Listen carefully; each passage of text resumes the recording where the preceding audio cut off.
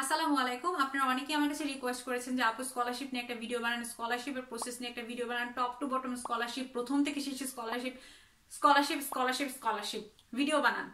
তো আমি already scholarship নিয়ে একটা ভিডিও বানিয়ে ফেলেছি। ওই ভিডিওটা হয়তো অনেকেই দেখে নাই। ওই ভিডিও লিঙ্ক আমি এখানে বা এখানে বা এখানে কোথাও দিয়ে দিব, ওইটা দেখে নিন। ওই ভিডিওতে আমি আমার ফুল স্কলারশিপ জার্নিটা আপনাদের সামনে বলার চেষ্টা করেছি। আর আজকের ভিডিওতে আমি ডিফারেন্ট একটা অ্যাপ্রোচ নিব। আজকের ভিডিওতে আমি আপনাকে বোঝানোর চেষ্টা করব যে কানাডা কেন আপনাকে স্কলারশিপ দেয়, স্কলারশিপ কারা পায়, এবং সেই স্কলারশিপ পেতে হলে আপনার কি কি করতে হবে। তো চলুন ভিডিওটা শুরু করি।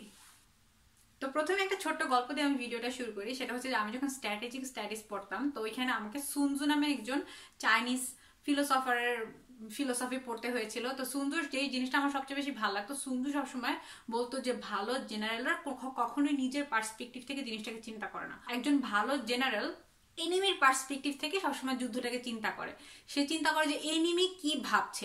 আপনি যদি বুঝতে পারেন যে আপনার অপোনেন্ট কি ভাবছে এবং তার বেসিসে যখন আপনি ডিসিশন নেবেন, তখন কিন্তু আপনি এনিমির থেকে সবসময় এক ধাপ এগিয়ে থাকবেন। এই ফিলোসফিটা আমি যখন পড়েছি আমার খুবই ভালো লেগেছিল। আমি সেম ফিলোসফিটা আমার স্কলারশিপের জন্য অ্যাপ্লাই করেছি। এই ফিলোসফিটা আমি যখন জবের অ্যাপ্লাই করি, তখন সেই সেম ফিলোসফিটা আমি ইউজ করি। সেটা কিভাবে আমি বুঝিয়ে বলতেছি। আমরা মানুষরা সবসময় নিজেকে নিয়ে ব্যস্ত, সবাই। এটাতে কোনো দোষের কিছু নাই। আমরা সবসময় আমরা কি করলে আমাদের ভালো হবে, কি করলে আমার জীবনটা আরো ভালো হবে, কি করলে আমার ফ্যামিলি ভালো থাকবে, সবসময় আমিতেই আমরা মেতে থাকি। এবং আমি এটা তো দোষ কিছু বলছি না, আমি নিজেও এরকম। কিন্তু রিয়েল স্মার্ট মানুষরা অপোনেন্টের পার্সপেক্টিভ থেকে চিন্তা করে, অন্যের পার্সপেক্টিভ থেকে, যে আমাকে যদি একটা কোম্পানি হায়ার করে কোম্পানির কি লাভ হবে।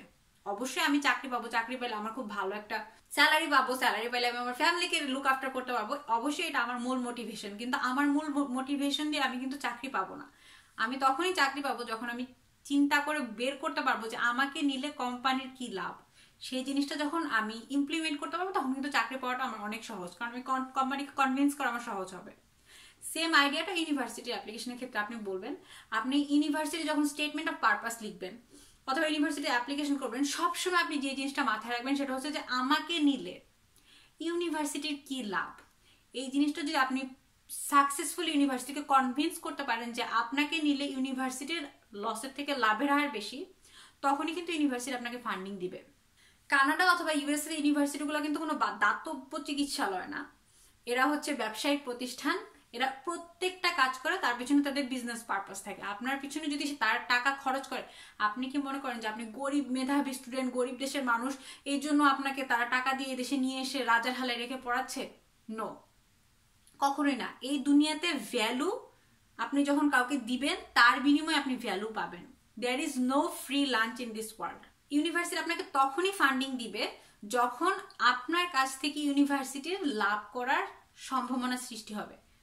সেই জিনিসটা কিভাবে আমি মার্কেটিং এর ফিলোসফি দিয়ে বোঝাচ্ছি। মার্কেটিং যারা পড়ে তারা এই জিনিসটা রিলেট করতে পারবেন। মার্কেটিং এ বলা হয় যে সাকসেসফুল মার্কেটিং এর দুইটা ধাপ। প্রথম ধাপটা হচ্ছে আপনার যে কনজিউমার, তার নেসেসিটিটা কি আপনি আগে সেটা বোঝার চেষ্টা করবেন, যে তার কি দরকার। তার সাথে কথা বলে হোক, কাউন্সিলিং করে হোক, তার যে ডিমান্ড, তার যে মনের ইচ্ছা, সেটা আগে আপনি বোঝার চেষ্টা করবেন। তারপরে আপনার প্রোডাক্ট সেই বেসিসে যখন আপনি সেল করার চেষ্টা করবেন, সেটা খুবই সাকসেসফুল সেলস এক্সপিরিয়েন্স হয়, both for customer and for the seller. আপনার এখন এই ভিডিওর মাধ্যমে বুঝতে হবে যে ইউনিভার্সিটি কেন আপনাকে ফান্ডিং দিচ্ছে। কানাডা বা ইউএস এর ইউনিভার্সিটিগুলা এই যে ফান্ডিং আপনার পিছনে দিচ্ছে, এটা হচ্ছে তাদের জন্য একটি লং টার্ম ইনভেস্টমেন্ট, যেটা আমরা বাংলাদেশের মতো দেশের মানুষরা বুঝি না। আমাদের মতো দেশে তো আমরা পলিটিক্যাল পার্টির অফিসে অনেক বেশি টাকা ইনভেস্ট করি, কিন্তু আমরা আমাদের দেশের মেধাবীদের পিছনে কোনো টাকা ইনভেস্ট করি না। যে কারণে দেশটা আস্তে আস্তে মেধা শূন্য হয়ে যাচ্ছে। মেধাবী মানুষরা যেখানে তাদের পৃষ্ঠপোষকতা পাচ্ছে, সেখানে তারা চলে যাচ্ছে।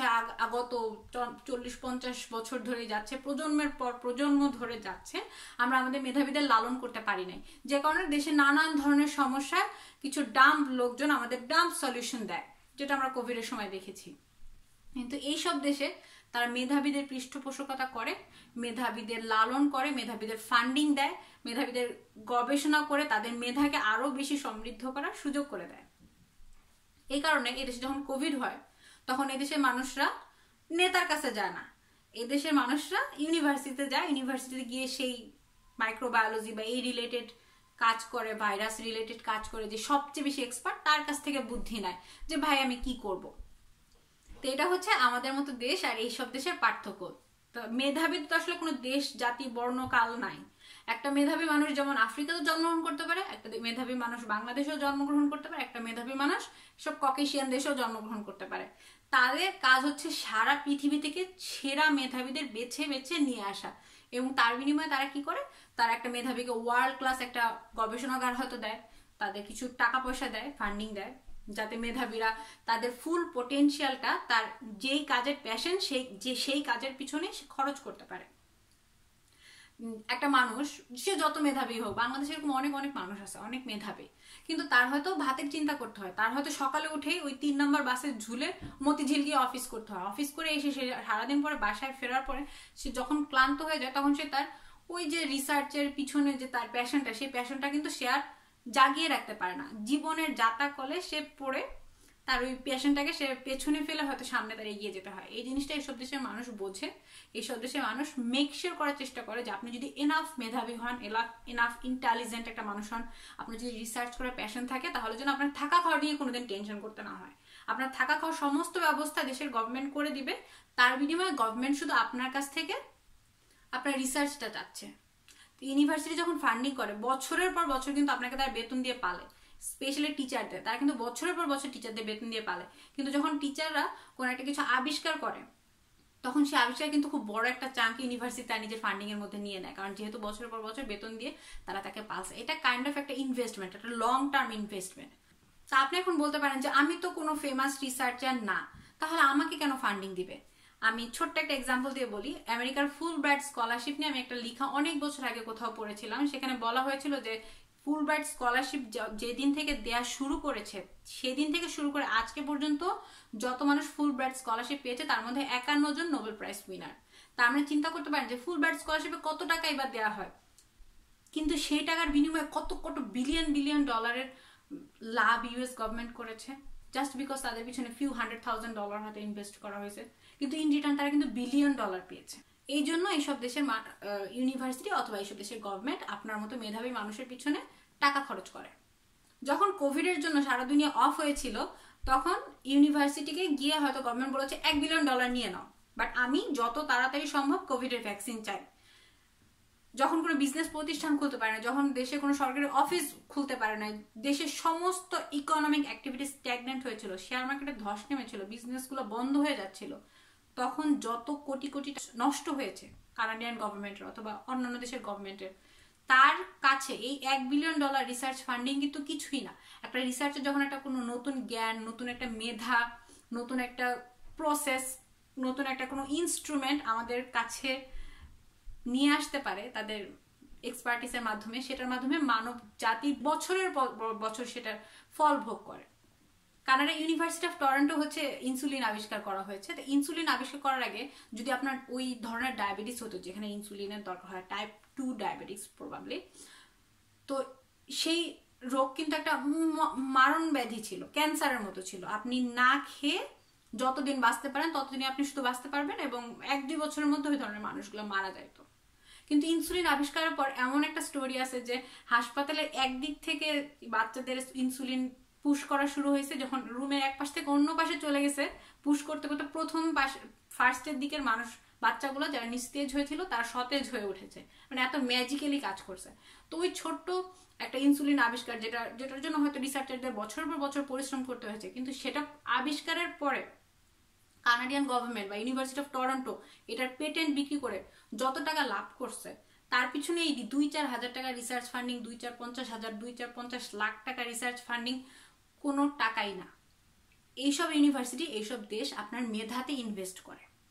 এই ব্যাপারটাকে আমি ক্লিয়ার করতে পেরেছি। আমি যদি ক্লিয়ার করতে পারি, তাহলে আপনার এখন কোশ্চেন থাকবে যে তাহলে আমি কি করব।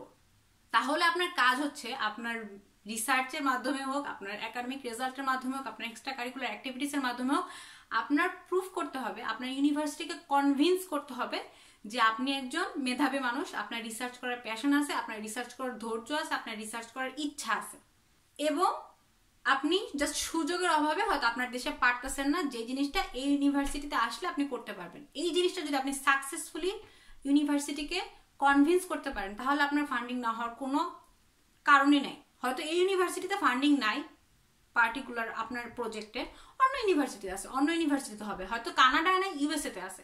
তো আপনি যদি মেধাবী লোক হন, আপনার যদি রিসার্চের প্যাশন থাকে, তাহলে আপনি ফান্ডিং পাবেনই। কিন্তু ফান্ডিং পাওয়ার আগে আপনাকে সবসময় যে জিনিসটা মাথায় রাখতে হবে সেটা হচ্ছে যে আপনার ইউনিভার্সিটিকে দেওয়ার মতো কি আছে। আপনি তো বিনিময়ে তার কাছ থেকে টাকা চাচ্ছেন, বাট আপনি সবসময় চিন্তা করবেন যে আপনার দেওয়ার মতো কি আছে ইউনিভার্সিটিকে। যেই কারণে প্রফেশনাল সাবজেক্টগুলোতে কখনো ফান্ডিং হয় না। অনেকে আপু জিজ্ঞেস করেন যে আপু আমি তো এমবিএ পড়ি, আমি কি এমবিএতে ফান্ডিং পাবো, অথবা কোর্স বেসড মাস্টার্স করতে আসবো, আমি কি ফান্ডিং পাবো, আমি তো নার্সিং পড়তে আসবো, আমি কি ফান্ডিং পাবো, আমি তো সিপিএ পড়তে আসবো, চার্টার্ড অ্যাকাউন্টেন্ট, আমি কি ফান্ডিং পাবো? না, এইসব কোর্সগুলোতে আপনি ফান্ডিং কখনো ইউনিভার্সিটি দেওয়া হয় না, কারণ এইসব কোর্সগুলো হচ্ছে জাস্ট আপনাকে একটা স্কিল শিখাবে, যে স্কিলটা আপনি প্রফেশনাল লাইফ ইউজ করতে পারবেন। এমবিএ কিন্তু কোনো রিসার্চ নাই। এমবিএ করে কিন্তু আপনি কিছু আবিষ্কার করেন না যে আবিষ্কারের মাধ্যমে ইউনিভার্সিটির সুনাম হবে। এইসব ইউনিভার্সিটি কিন্তু এক ইউনিভার্সিটির সাথে হাড্ডাহাড্ডি লড়াই করে ভালো একটা কিছু পাবলিশ করার জন্য, একজনের আগে অন্যজন।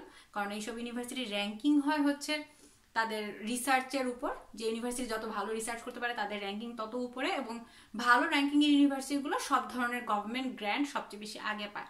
এই জন্য এই ধরনের ইউনিভার্সিটির প্রফেসরদের উপর, স্টুডেন্টদের উপর হাই প্রেশার থাকে ভালো কোনো পেপার পাবলিশ করার উপর।